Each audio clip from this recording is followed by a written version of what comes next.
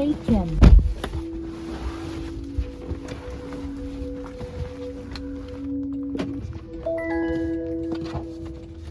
Heading to Muscle Beach SF Gym, San Francisco, aka Big Club SF. Happy holidays.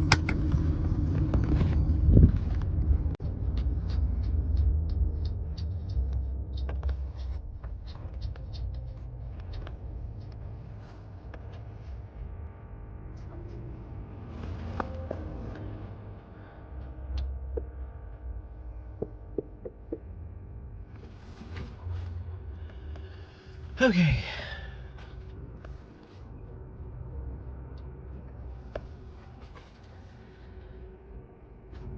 I have yet to master the art of putting on my seatbelt with one hand and holding my little camera.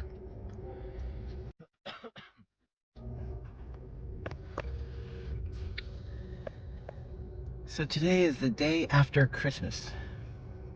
We survived.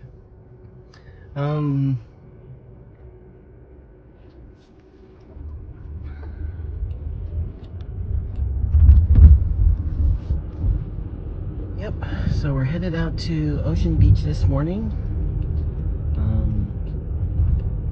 I'm excited that it's not raining. I think the sky is actually kind of clear. Maybe we'll see some fun cloud action.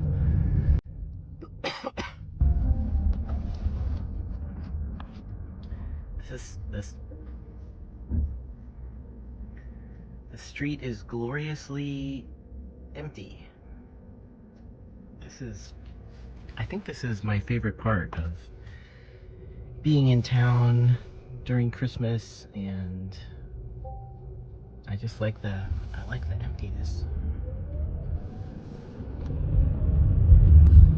I mean, if it was empty every day like this, it might get creepy eventually. You know, like during the pandemic, that was creepy.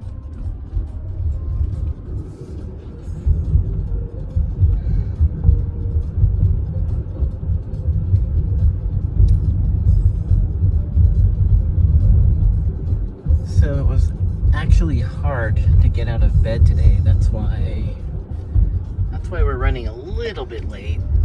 It's not super dark, so I hope we don't miss the really, really pretty color time.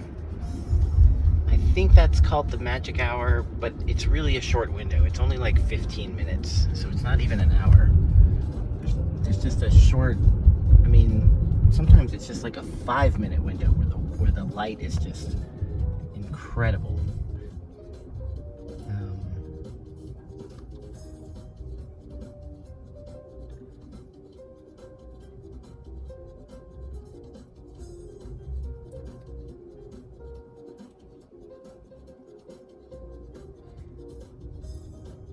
Yeah, this dorky Christmas music is distracting me.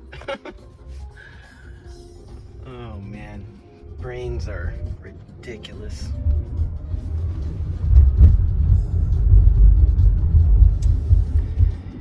Yeah, so it was hard to get out of bed because I don't know why, because I think, well, because I'm anxious. What am I anxious about? I just kind of have a lot of stuff to do today. But I think most of all, I'm anxious about tomorrow. Tomorrow, Saturday, the 27th, because I have a bookstore event in Sacramento. I know that. Congratulations, yay me. And that's part of the stupidness of life, I think. Not that life is stupid, but, you know, also sometimes it seems ridiculous. Why do I say it's part of the stupidness of life? Well, in my case, it's stupid because for my whole little life, as a little kid and everything, I just wanted to be a writer. I just wanted to write. I wanted to write books. I wanted to have the writer life. But I didn't know what the writer life was, but I just wanted to be a writer. think because I loved to read, then I wanted to be a writer.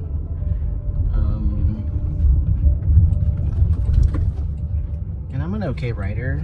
I mean, I think I'm a good letter writer for sure. There's all kinds of writing, but I wanted to write books. So you know, eventually, as a grown-up, starting around 2020, I feel like I wrote my first real book. Some of my friends will correct me and say, no, you wrote your first book in 1994. Yes, but that book shall remain hidden. So that was a 224-page stick figure picture book, actually. But anyway, I wrote my first, words only book a few years ago. And then this year, I finally, for the first time, oh, look at the cute penguins. This year, I got my first real publisher. So my first books were self-published. This year now, I have a real publisher. And the real publisher booked me for some bookstore appearances, which was also like a dream, right? So the dream is coming true, but guess what? And I already knew this because of other things that have happened in life, but the dream is, well, first of all, the dream is never exactly what you think it is, because that's what a dream is. A dream is a dream. I'm not saying things are bad, I'm just saying everything is different. Where was I going with this? Okay, yeah, so I just wanted to write books and be a writer and do writerly things like bookstore signing events and whatever. But yeah, reality is always different than whatever your head thought, and also your head is not a unified, well-oiled machine. Your head is ridiculous. Your head is made of so many different parts and things, and it's running different programs, and it's been traumatized, and it's been programmed, and it's habituated, and it's there's so many things going in your head. So even if you think you want something and then you get something you wanted, then there's other parts of your brain that freak out and act like, no, I don't want this, or I don't want this part of it, or whatever. So whenever you're up against something new, part of you goes crazy, and then it's up to you to keep going anyway, or submit, or run away, or whatever. So I'm not gonna run away because this is the path we wanted in the first place. I want to see where this path goes, but there's part of the brain that's like, oh, run away. So what's interesting for me has been watching my stupid blood sugar through all this, and how it's just been in this like cortisol soaked weird high number ever since these bookstore events got on the schedule. And now that I've done a couple of these bookstore events, I know that I will survive. It's not going to kill me, but there's still part of my brain that is going a little crazy. Crazy in the sense that, let's see, what is the ridiculous self-talk? I mean, there's the nauseous feeling that goes with the imposter syndrome, of course, where there's just that nauseous, where it's like people will read it and be like, oh, this book is stupid. But for me, as an introvert, extreme introvert, and maybe this is part of the, odd autistic thing, maybe, is it's really stressful if I know that I'm going to go to a social event or have some social encounter where I know that I'm going to have to interact with new people. Yeah, that's stressful for me in a way that's not always conscious. I mean, consciously I know that it's stressful, and then I kind of blow it off. I'm like, yeah, whatever, of course it's stressful, it's going to be people. But it's really wild to see my physiology now that we have all these like technology trackers and stuff. It's really wild to see how my resting heart rate is elevated in the days leading up to even a new client. Like if I have a new patient on the schedule, someone who I have never worked with before, my resting heart rate is up in the days before, and then it'll go down, like immediately the day after, but it's always up the days before, even if I'm consciously not thinking about it. So for these events, like the bookstore things, even though there's not very many new people, actually. There's hardly ever any new. The only new people, honestly, I've met at these things are like, the people who work at the bookstore, and then maybe a couple of people from the wilds. But most of the people who show up are people who already know me. So it's not even, and that's not just me. I'm learning in the industry that typically is the way it is for everybody. So it shouldn't be stressful, because it's just going to be like a photo op with friends, basically, or friendly people. But my brain builds it into something else, and instead of the anxiety of seeing like one new client, it becomes the anxiety of encountering a ton of people. So I would imagine that the more of these things that I do, the less stressful it will become. That would be nice. And at the same time, I'm like, okay, if it's just going to be stressful, what does that mean? Does that mean I don't want to be a writer anymore? Does that mean I do want to be a writer, but it sucks? Yeah, it's just been an interesting journey, this writer thing. Yesterday I ended up doing a lot of writing adjacent work, and I looked at my little fitness tracker, Apple Watch, whatever, at the end of the day, and I noticed what I always notice when I do a lot of writing type work. I don't exercise very much. And this is like, yeah, duh. Like, I guess writers know this. If you're in writing mode, your ass is mostly in the chair and you're not running around. It seems really obvious. And as a kid who really hated exercise and who vowed that, when I grow up, I'm never going to exercise, that sounded like the dream when I was little and gravity wasn't working as hard on my body.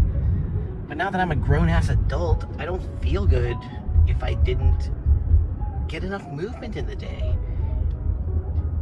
Like, brains are ridiculous.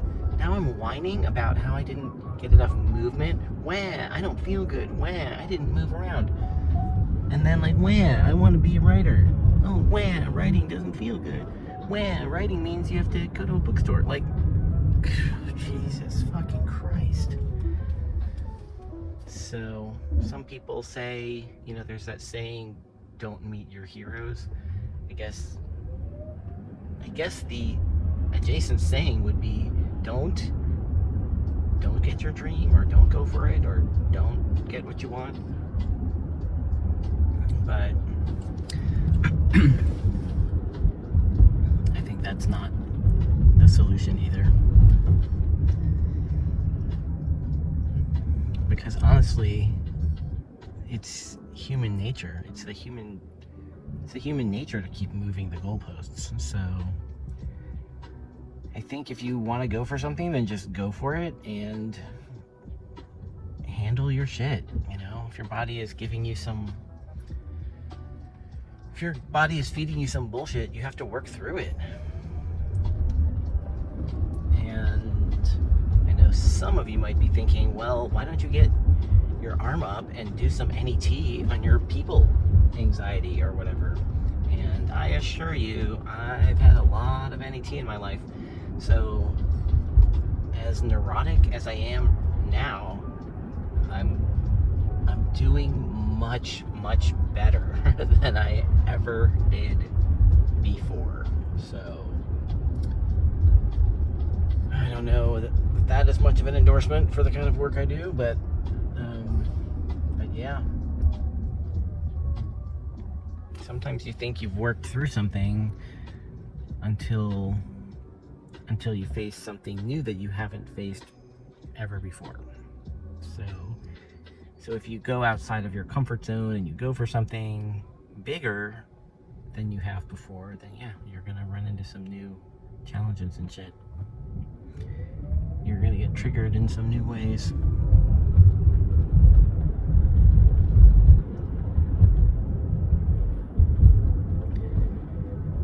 Kind of tempted to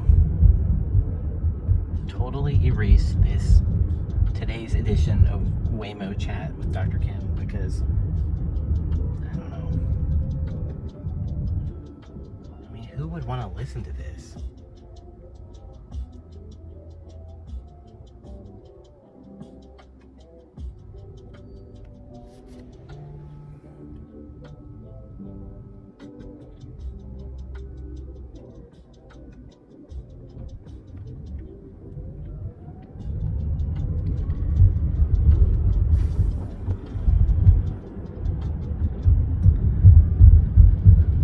Well, we're almost to the beach. Today we're going to Ocean Beach. Yesterday there was a storm. Actually, this week there were a couple of storms. So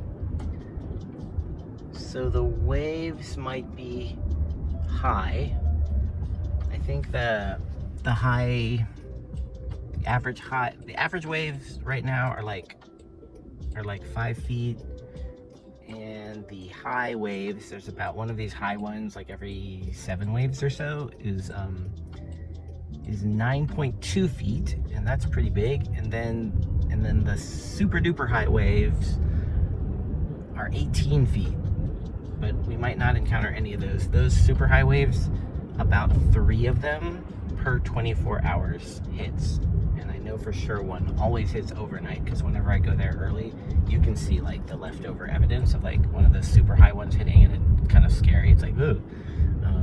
So I've never been there when one of those hits, but that's, yeah, 3 per 24 hours. But even though the odds are low that we'll be there when one hits, you have to always be ready for whatever that super high number is. You have to be aware that one of those will hit. And yeah, not every day has one that high. That's high because it's winter and because there were storms. So, but we're gonna keep our eyes out for that. And I believe it is falling tide right now.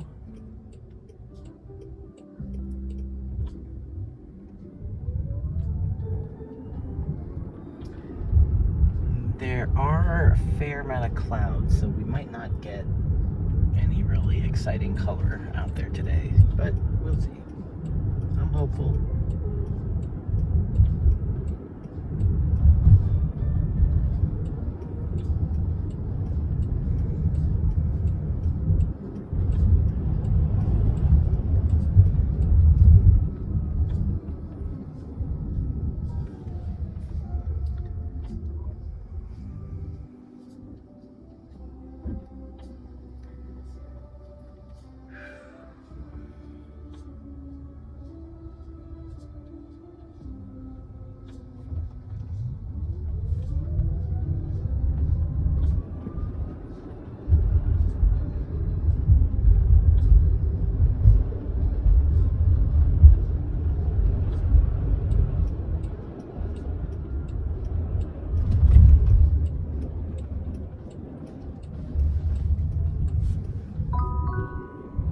Don't forget your phone, keys, or wallet.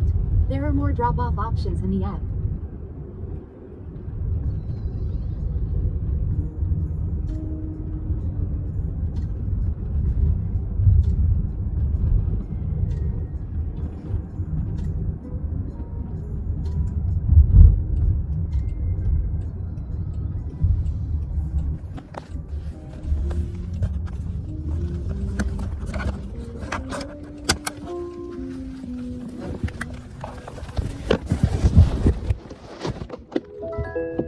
You're here.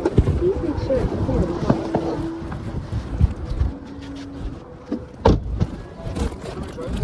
No.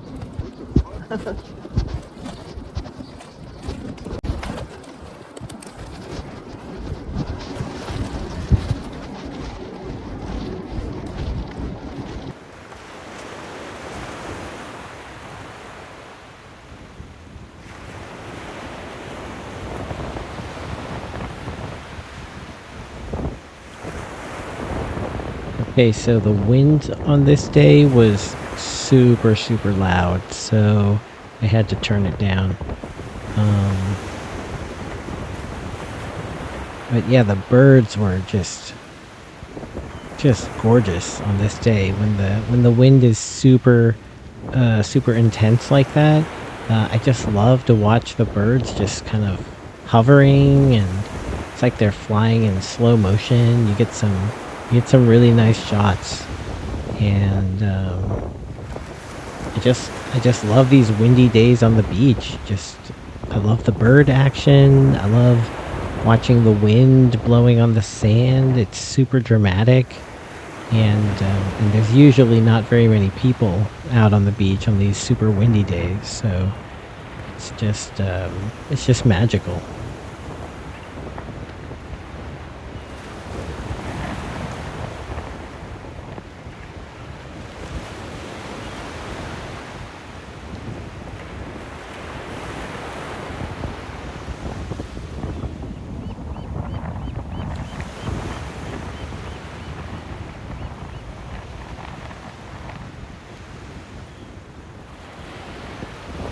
It's kind of hard to keep the camera steady on a day like this because I'm just looking around everywhere.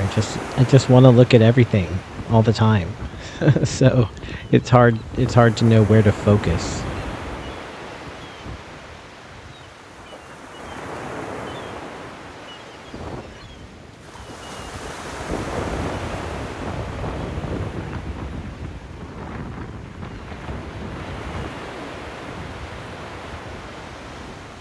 I just love watching the sand blow around.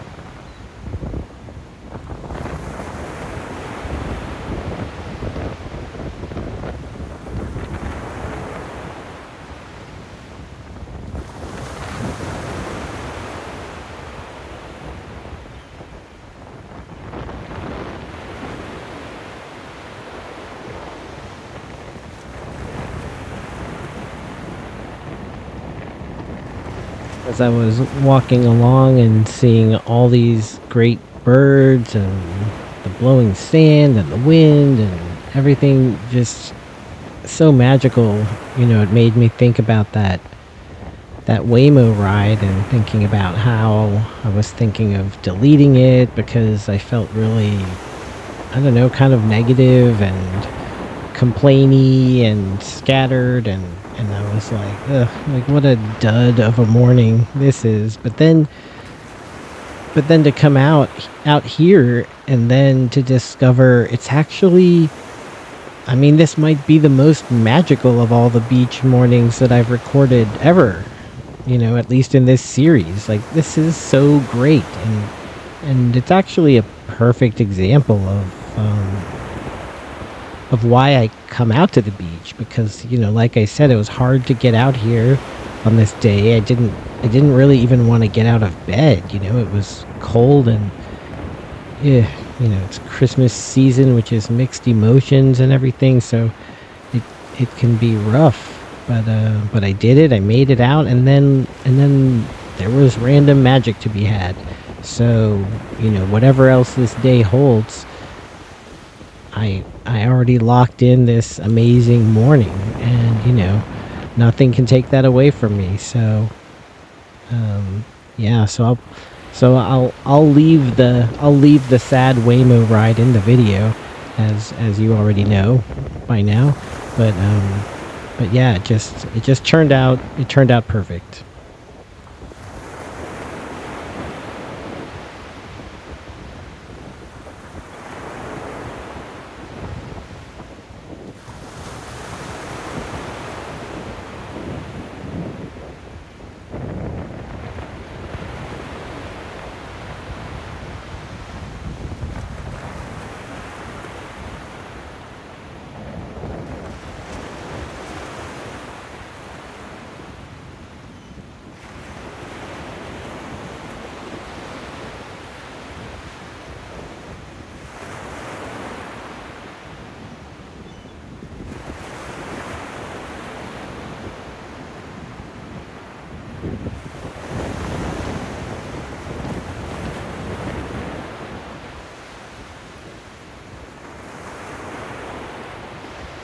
Yeah, in this video we've got some sea foam action going. So yeah, we don't get snow in San Francisco, but during the winter, the storms like churn up a lot of sea foam. So we get those foamy waves, and then when it's really cold, like the chunks of foam will blow around like that, and it looks like snow. So in my head, that's like beach snow for me. So that's my winter.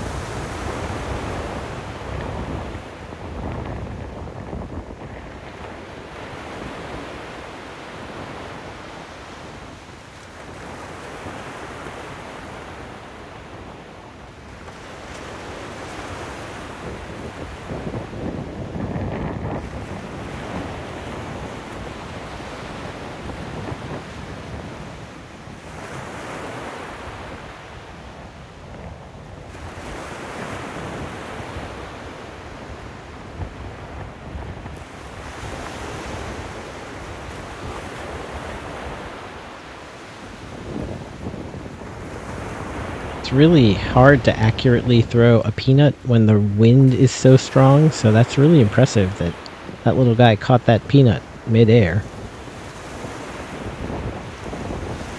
When it's super windy like this, sometimes I can throw a peanut like straight up in the air and then they can catch it while they're up flying. Hard to do when I'm holding a phone in one hand, but it does happen sometimes.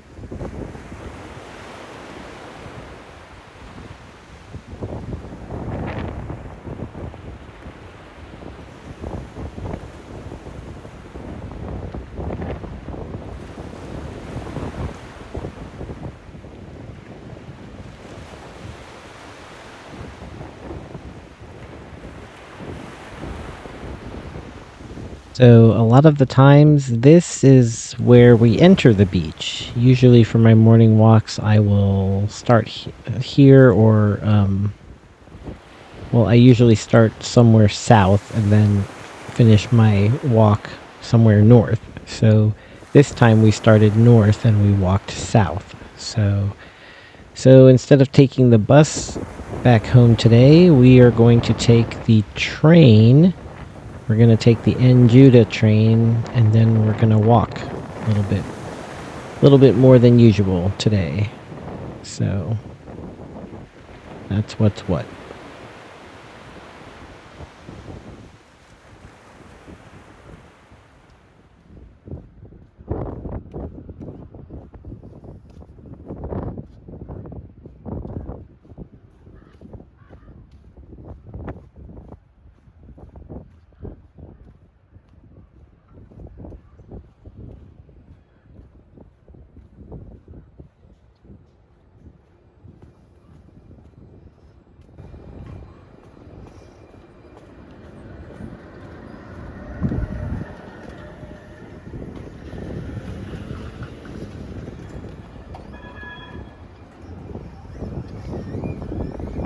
So before getting on the train, I'm actually going to stop by this little cafe on the corner, Java Beach Cafe, and I'm going to get myself a little cappuccino just because, even though I shouldn't, but whatever, it's I'm on vacation. Okay.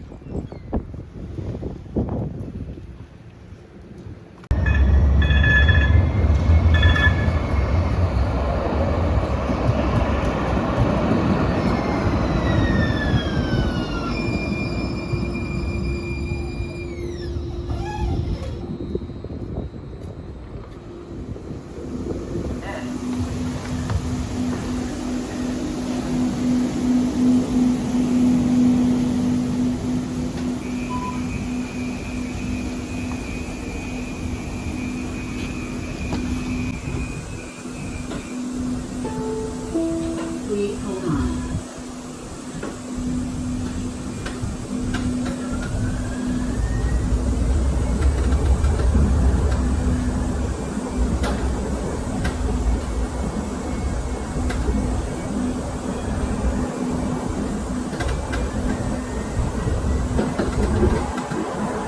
So yeah, we are riding the N Judah train through through a neighborhood called the Sunset. And it's a kind of a long ride. So a lot of times on this ride, I will do my journaling or a little meditation or something like that. Or I will just look out the window and yeah, enjoy the scenery.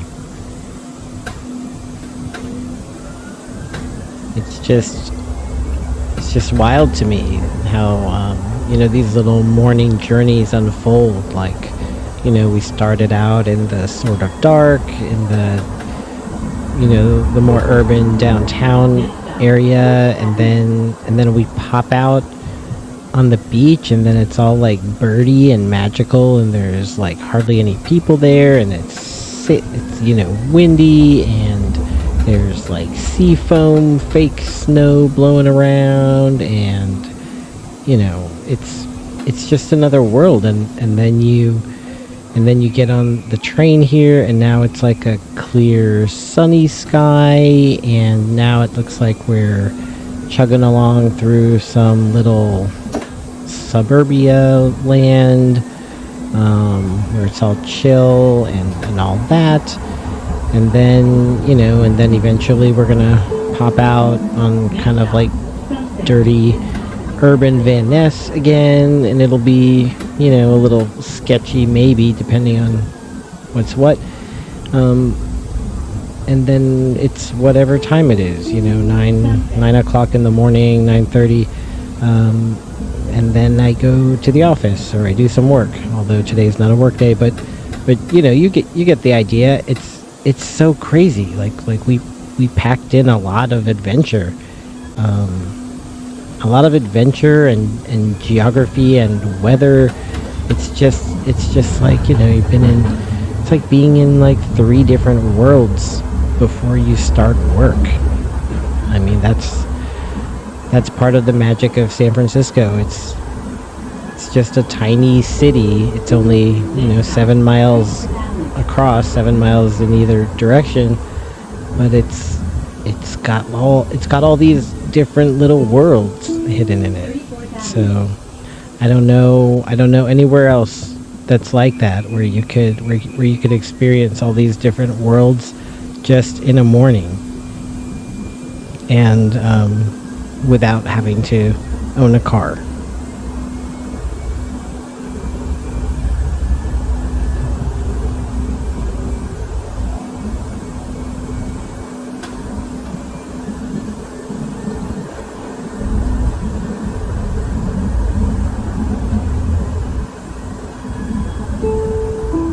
Next stop, 31st Avenue.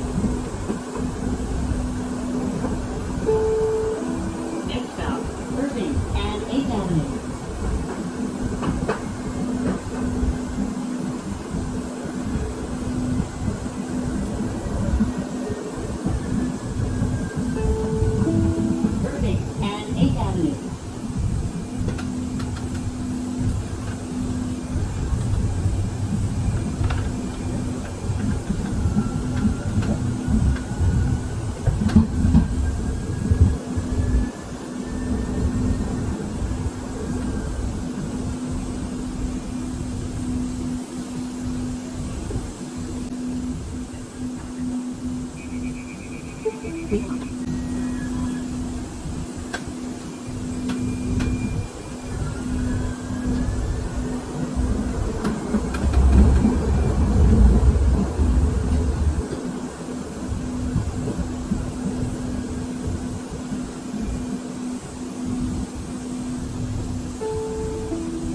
stop, Fifth Avenue. This stop is accessible upon request.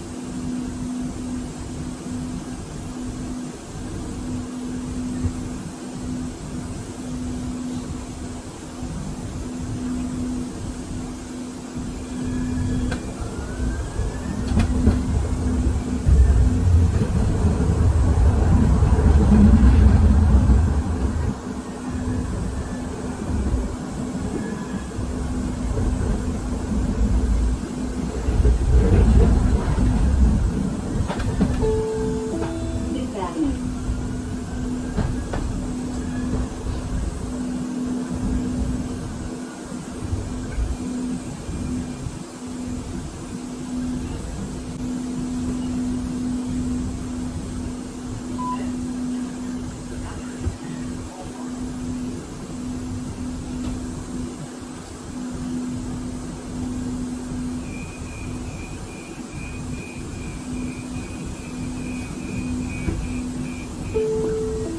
Please hold on.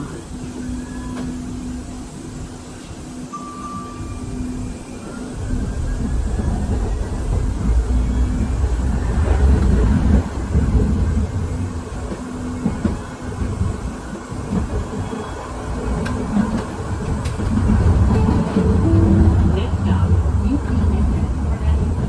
This stop is accessible upon request.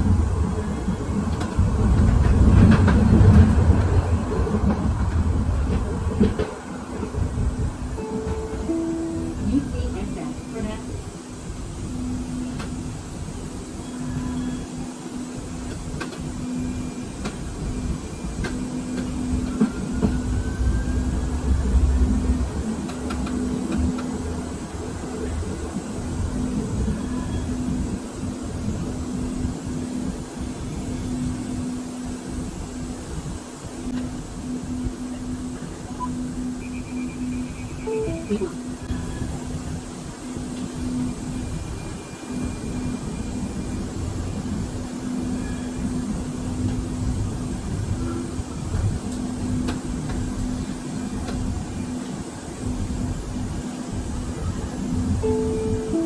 Next stop, Carl and Hillway.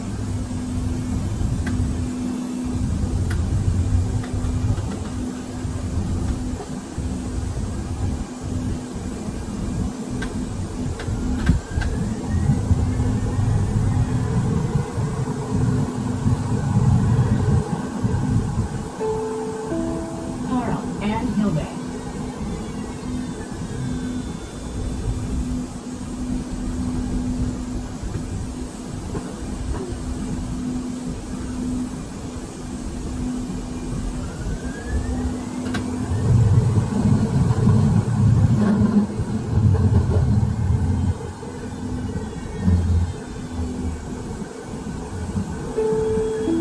Next stop, Standing.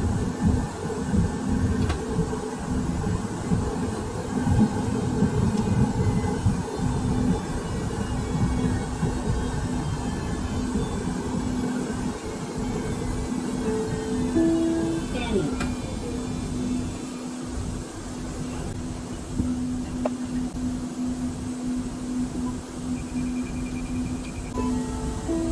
Please hold on.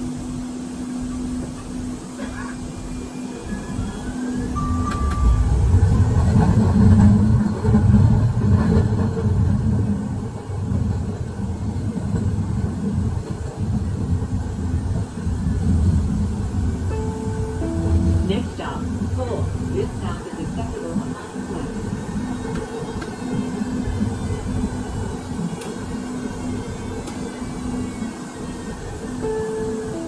Cole.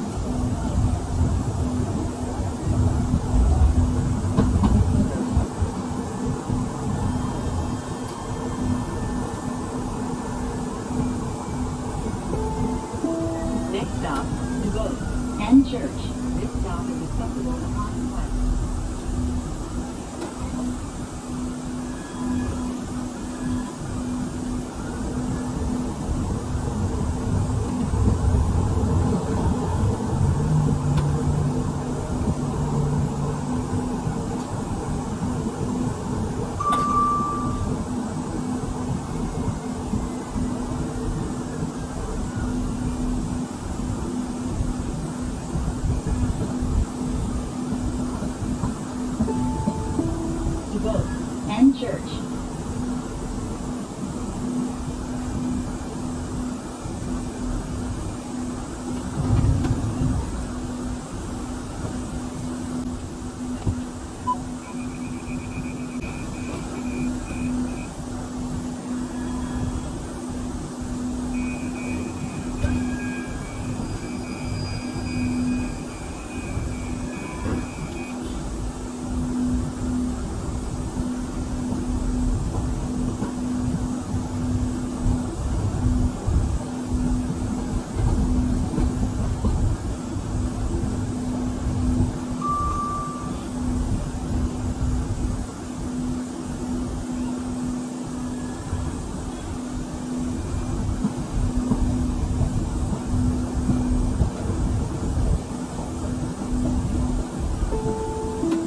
Next stop, Ness Station. All following stops are accessible.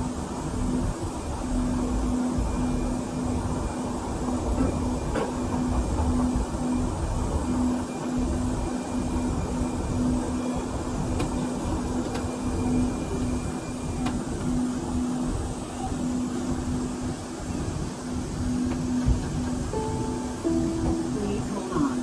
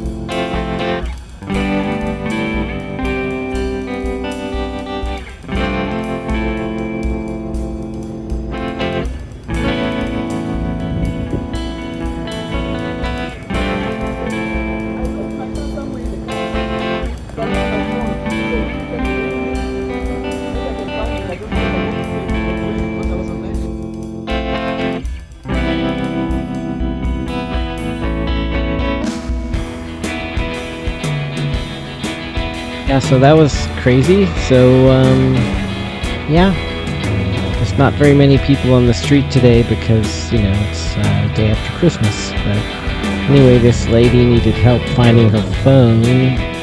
She wasn't sure where it was, if it was in her car or not, so she just needed somebody to call it to see if she could hear it buzzing, and I got to help.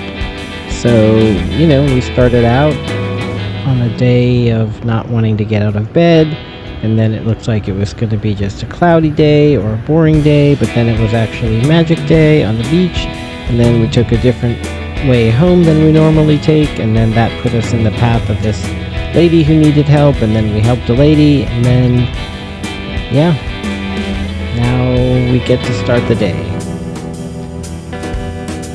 So, yeah, today was unexpectedly, I think, a perfect example of why it's a good idea to just push yourself out of bed on those mornings when your anxiety or your neuroticism or whatever is just pulling you down for no good reason. And I'm not saying that you don't ever get to stay in bed. Sure, whatever. If you need some rest, then get some rest. But, there is a difference between that, genuine, I need a rest, kind of need a rest, and then just that, weird, anxious, kind of scared of, I don't know, not wanting to face the world, that other kind of wanting to stay in bed. So, we're all adults here, so you just gotta be honest with yourself, I guess, what kind of thing it is. Some days you can't get out of bed, I'm not saying you should beat yourself up for it. I'm just saying there is magic out there to be had, but you don't know unless you go. And maybe not every day is magic, but also maybe every day is magic. I don't know. You tend to find what you're looking for. So if you want to find more magic, then you gotta go look for it, I guess.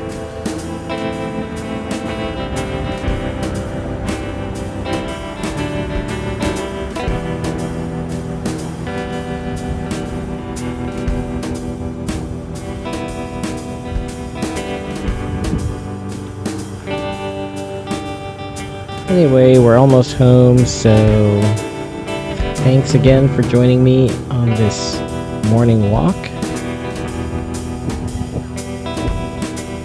And if you like these long morning walks, then make sure to subscribe and hit the like.